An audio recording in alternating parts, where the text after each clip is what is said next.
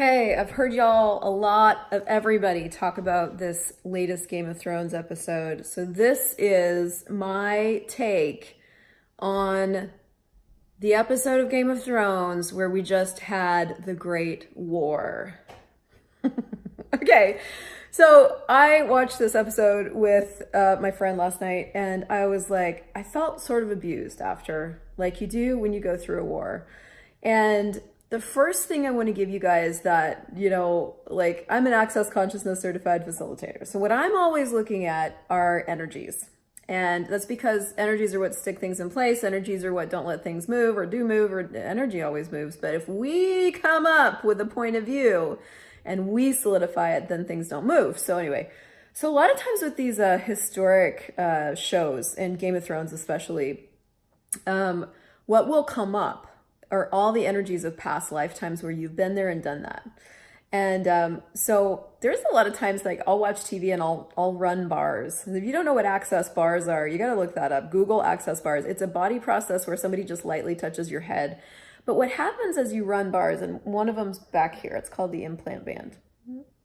So what'll happen is what will start to clear as you're watching these things, or everywhere you've ever had a point of view about anything. So everywhere where you've been that and done it, you have a judgment.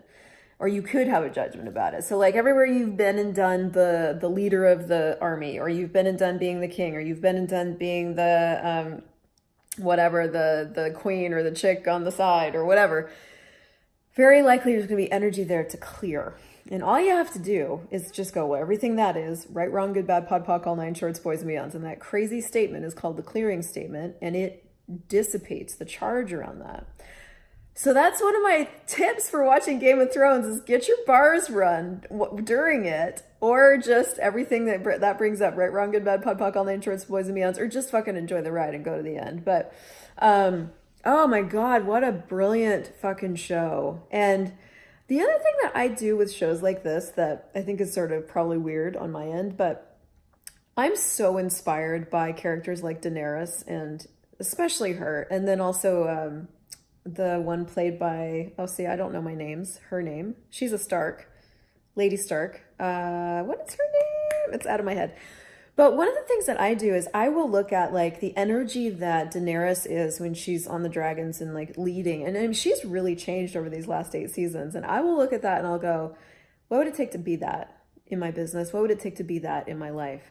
And when you do that, you start to activate energies. The universe starts to contribute awareness of what it would take for you to be that in your life and in your business. Like if you were truly willing to be the dragon queen you truly be, would your life be different? Would it show up different?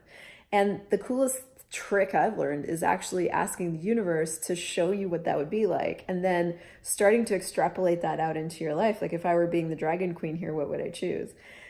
That can sound really lame, but it really does work. It creates a different space of being. And you can use all TV and all movies to like create a totally different space of being for you. If you're willing to be inspired by anything and really like be those energies, everything's an energy. So you can duplicate and be those energies. So, I mean, and then one more thing, and then I'll go, because I don't want to like talk your face off forever. My arm's getting tired too, so I'm going to switch you over here. So, oh, look, there's a keyboard. Oh, look, there's kitchen. Oh, there's one more thing, another way I play with this.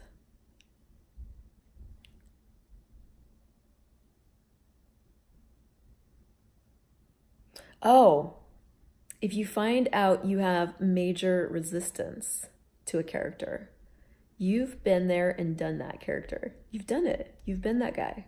You've been the guy that's like slaughtering people. You've been the woman who's burned people alive. You've been that.